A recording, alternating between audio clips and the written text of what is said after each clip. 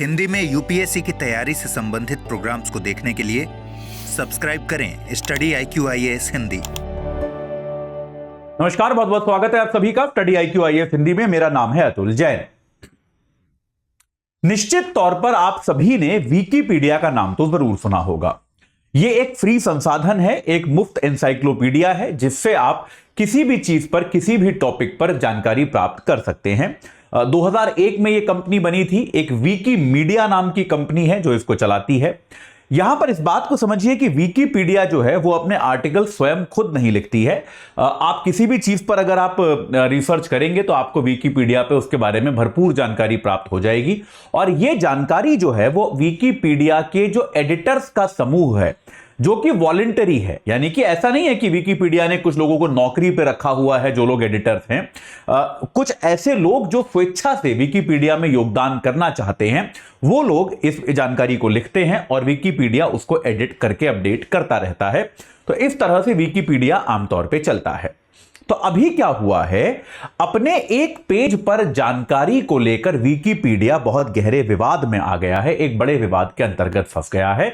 और इस बार विवाद का कारण है भारत की जो न्यूज एजेंसी है ANI, उसके विकिपीडिया पेज पर दी गई जानकारी। यह क्या मामला है, इसमें क्या हुआ है, दिल्ली हाईकोर्ट ने इसमें क्या आदेश दिया है, इसके बारे में हम संक्षेप में चर्चा करेंगे। लेकिन उसके पहले आपको बता दूं कि भाई आज टीचर्स डे है, तो आप हमारे किसी भी बैच से आज अगर जुड़ना चाहते हैं, जिनमें से हमारे लॉन्ग टर्म बैच तो आज शाम से ही शुरू हो रहे हैं, तो भाई AJ लाइव कोड लगा के आप इन बैचेस से जुड़ सकते हैं।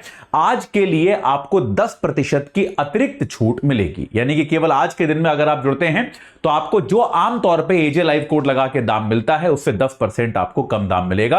लॉन्ग टर्म बैच में याद रखिएगा कि शुरुआत में आपको पहले साल बेसिक्स पढ़ाए जाते हैं, उसके बाद आपको हम जो यूपीएससी की एक फास्ट ट्रैक तैयारी होती है उस पर लेकर आते हैं। और साथ के साथ अगर आप 2025 में ही परीक्षा देने की योजना बना रहे हैं तो हमारा P2I बैच, जिसकी शुरुआत इस बार अमृत उपाध्याय सर करने वाले हैं, यह 10 तारीख से शुरू होने वाला है। AJ लाइव कोड लगा के आप इससे भी जुड़ सकते हैं। तो जो भी आपके लिए सूटेबल बैच है आप आज जुड़ जाइए ताकि आपको इसमें अतिरिक्त छूट का लाभ मिल पाए। ठीक है, चलिए। तो अब क्या हुआ है, विकिपीडिया को दिल्ली हाईकोर्ट ने आज लगाई है बहुत कड़ी फटकार। तो भाई मामला क्या है, ANI भारत की एक न्यूज एजेंसी है। आपने देखा होगा स्मिता प्रकाश उसके एडिटर हैं, काफी न्यूज में रहती हैं।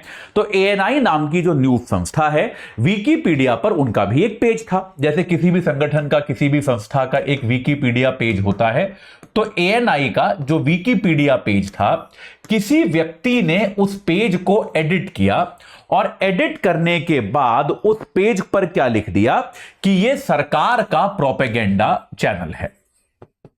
ANI के बारे में ऐसा लिख दिया गया कि यह सरकार का प्रोपेगेंडा चैनल है। प्रोपेगेंडा चैनल मतलब जो केवल सरकार का ही मत जो होता है, सरकार के ही विचारों को चलाता है, ऐसा विकिपीडिया पेज पर लिख दिया गया। ANI और विकिपीडिया यार दुनिया भर के लोग देखते हैं। ANI ने इस पर आपत्ति करी। ANI ने विकिपीडिया से कहा कि आप पर हम मानहानि का दावा कर रहे हैं और ANI जो है इस मामले को लेकर चला गया दिल्ली हाईकोर्ट। ANI ने कहा कि भाई इस प्रकार का जो आप पब्लिशिंग कर रहे हो यह हमारी सम्मान के खिलाफ है। और दिल्ली उच्च न्यायालय में ANI ने 2 करोड़ रुपए का मानहानि का दावा विकिपीडिया पर दाखिल किया है कि भाई ये 2 करोड़ रुपए का हम आप पे मानहानि का दावा करते हैं, क्योंकि आपने अपने पेज पर हमारे न्यूज चैनल को, हमारी मीडिया एजेंसी को जिस तरह से प्रदर्शित किया है, जिस तरह से उसके बारे में विचार लिखे हैं, वो विचार सत्य नहीं है और वो विचार जो है भ्रामक हैं, हमारी छवि को धूमिल करते हैं। इसीलिए 2 करोड़ रुपए का दावा जो है वो विकिपीडिया पर यहां पर ANI ने किया। अब इस मामले की सुनवाई दिल्ली हाईकोर्ट में शुरू हुई। सुनवाई के दौरान विकिपीडिया का तर्क वही था। विकिपीडिया को एक कंपनी चलाती है जिसका नाम है विकिमीडिया और यह कंपनी अमेरिका के सैन फ्रांसिस्को में बेस्ड है। तो विकिमीडिया ने यह कहा कि भाई हम जो है केवल एक होस्टिंग का, हम एक क्या करते हैं, हम एक केवल होस्ट करते हैं, हम तो केवल प्लेटफॉर्म बना रहे हैं, प्लेटफॉर्म प्रदान कर रहे हैं। उस पर जो विचार लिखे हैं उन विचारों को हम खुद तो लिख नहीं रहे हैं, तो विचार जो है वो तो एडिटर्स लिख रहे हैं, जो भी एडिटर्स हैं, जो कि हमारे पेरोल पे भी नहीं है, हमारे एम्प्लॉय भी नहीं है।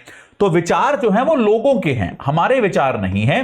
तो इन विचारों के लिए आप हमको जिम्मेदार नहीं ठहरा सकते। यह तर्क जो है विकीमीडिया ने इस मामले में अब तक दिया है।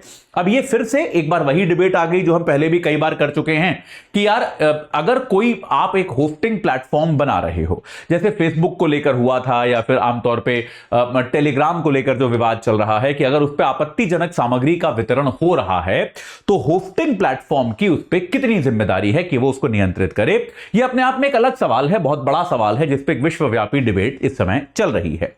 खैर, इस मामले में फिर दिल्ली हाई कोर्ट ने इनसे कहा कि भाई विकीमीडिया से कहा कि चलिए आपने अगर ये कंटेंट नहीं लिखा तो जिन लोगों ने लिखा है, जो लोग भाई आपके कुछ तो आपको ये तो पता होता है ना, चलिए लोग एडिट करते हैं लेकिन आपके पास उसका लॉग तो होता है ना, किस किस ने एडिट किया, किस किस ने क्या डिटेल डाली, तो आप हमें उन लोगों की डिटेल प्रदान कीजिए। ये कोर्ट ने कहा कि जिन लोगों ने लिखा, ये जो भी जानकारी है, जिन लोगों ने लिखा, आप हमें उनकी जानकारी प्रदान कीजिए कि वो लोग कौन हैं।